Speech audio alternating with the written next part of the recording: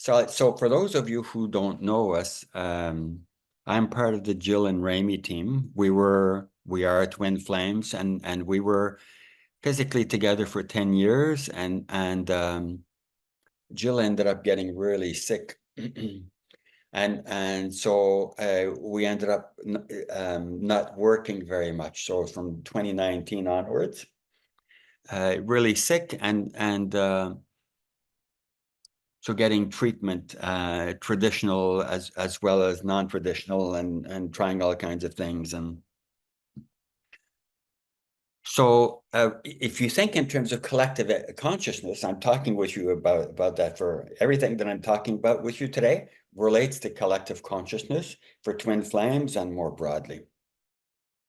So our guide team, Jill is very gifted in terms of connecting with various guides and channeling at various levels. So one of the things that they told us is that before, listen carefully, because this will fit for many of you, all of you, and I'll clarify. So an agreement was made before we incarnated that Jill would be connected with a lot of dense energy in terms of the suffering of women, and it would be in her body. So then a part of our job was to see this and to learn to master it. But there's a bunch of stuff we didn't know. We were clueless, and eventually,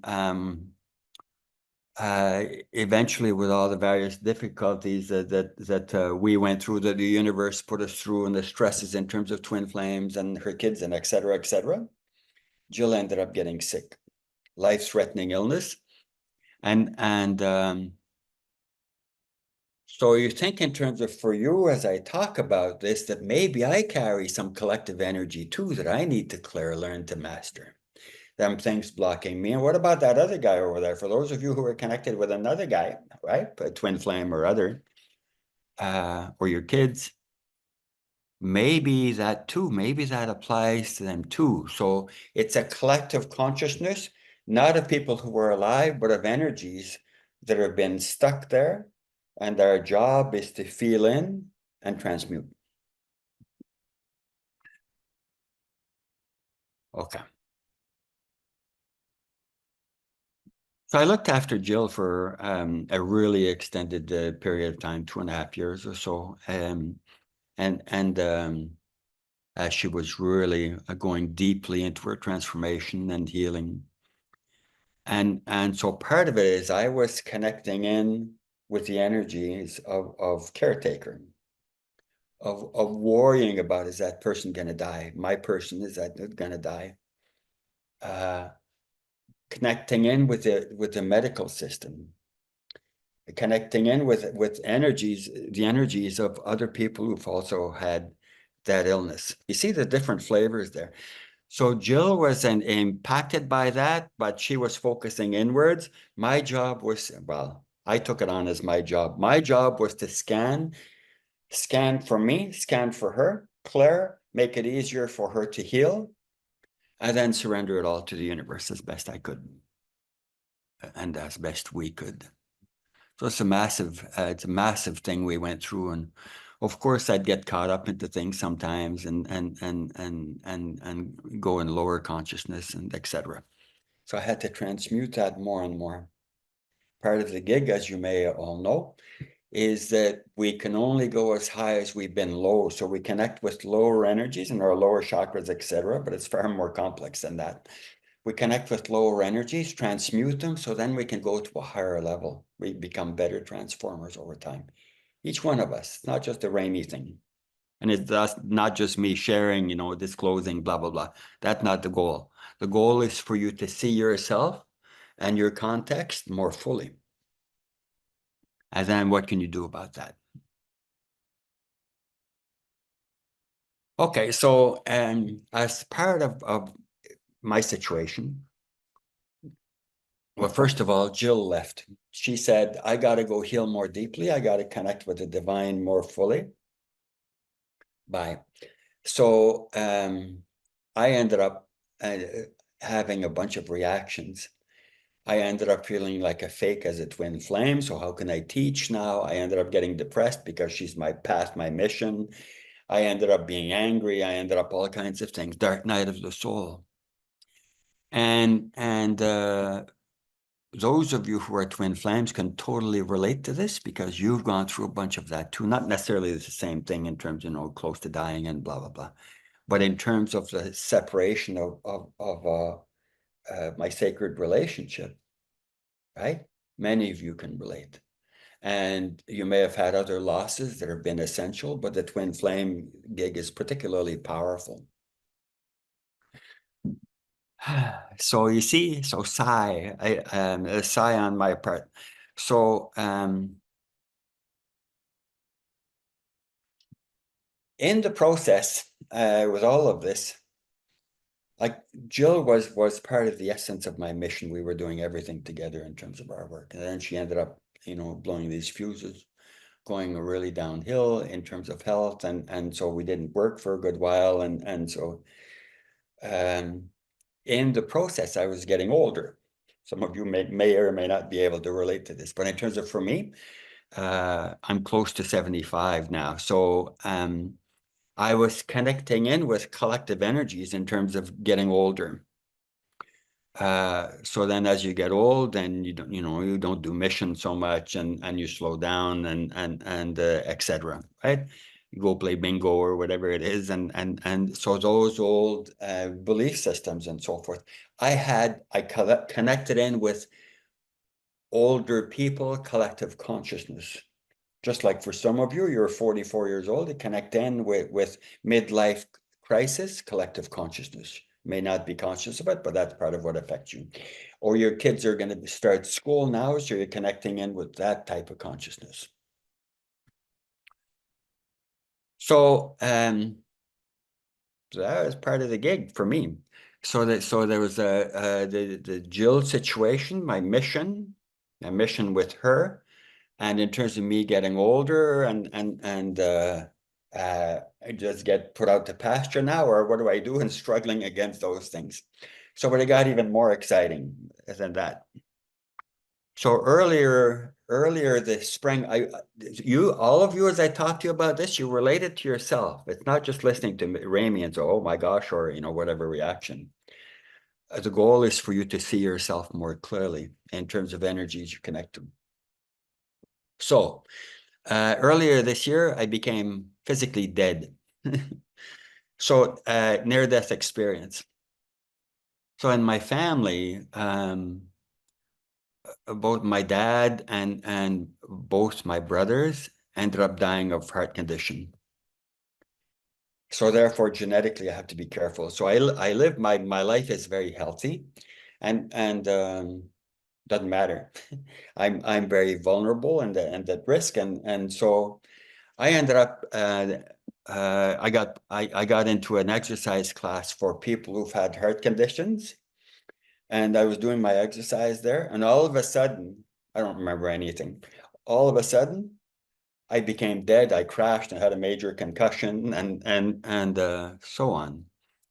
So this was in the hospital, and the emergency ward was 2 minutes away. So they were able to they thumped my chest to revive me and got me over there. And I was in emergency uh, urgency care for 5 days. So they were scanning me really regularly and so forth. So I didn't know much of anything then. But later, one of the flavors is that I ended up connecting in with collective energy of people dying, people dead. So some of that relates to Jill, some of that relates to my own experience, and it was orchestrated by the universe.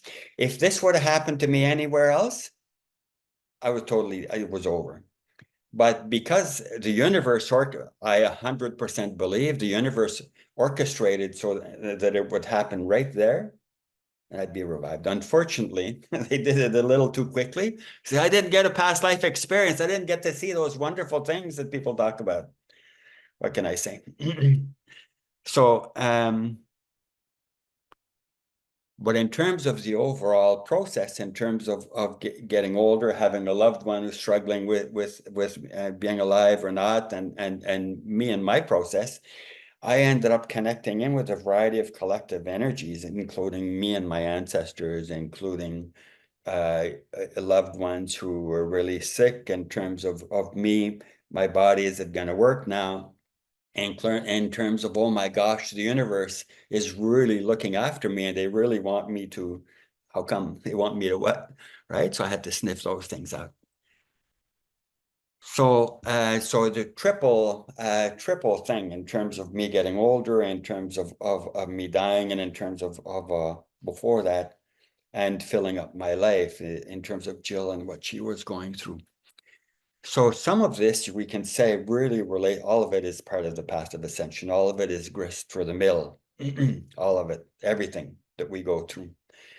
And there's some things in terms of twin flames that are really crucial in terms of this.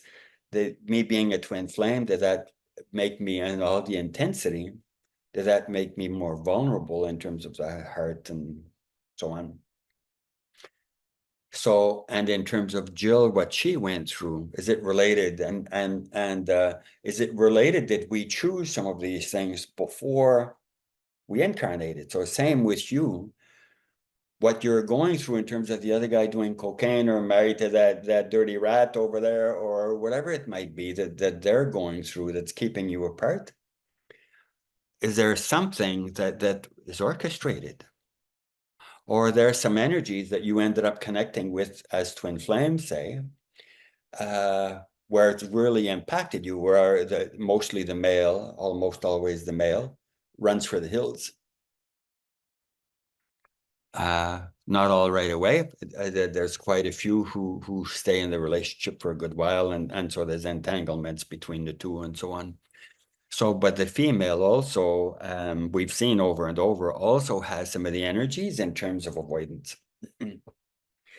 So I've had to ponder, like I've been working with these things, pondering more and more and more deeply, and how does this stick, and what do I do with this, and what are the areas that need to transform that are of the essence, and some are secondary, and so on, right? So a big job. So I've come to terms now that there's just not enough twin flames that are coming together. And my perception and our guides told us this, that twins have come forward, so many twins coming now on Earth to help with the transformation going towards a new Earth. And unfortunately, much of this has failed. So part of my sacred mission is to look at what is there that's blocking. So I need to do that in terms of transition, in terms of Earth in general, in terms of politics, clearing for politics, and in terms of that war over there, and etc. So clearing broadly, but also in terms of sacred relationship. And also in terms of advanced souls that are not doing their job so much. And so what can I do to help in terms of clearing broadly, clearing blockages, and so on? In my doing that, and you doing that, those of you who are interested, is we need to surrender our own small self, my own ego, sharing it with somebody to get pat on the back, or to whatever. Or to try to get my beloved over there. So we need to transform the blockages into the various places to help the divine, to help the transitions happen more smoothly. That's my belief. That's why this call today. And that's why this very brief webinar series, which we've made very inexpensive, so people are gonna most people can take it if they choose to. So part of the gig with all this is part of the confusion with all of this is that as part of the spiritual journey, And as part of the twin flame journey, same. We make some wonderful steps. We go 5 steps forward. Oh my gosh, that's so good. And then 3 steps back. So we crash down and then 6 forward and then 4 back and then etc. So it's an up and down process. So people end up giving up as a result. Well, this method is no good. Well, this opening up that store and serving the universe is no good. Trying to serve the divine is no good because I keep getting the crap beat out of me, and it gets hopeless, and so we get caught up into these various energies. So this is part of what we call the Phoenix process, and they're in the process of organizing a webinar series for this. I don't know when it'll come, but this fall or in the new year, we'll see. But that's coming. Essential part of my mission of my serving. And the same with you. You need to look at the various things that you're going through, that you have gone through. What's the point? What's it all for? What am I supposed to learn from this?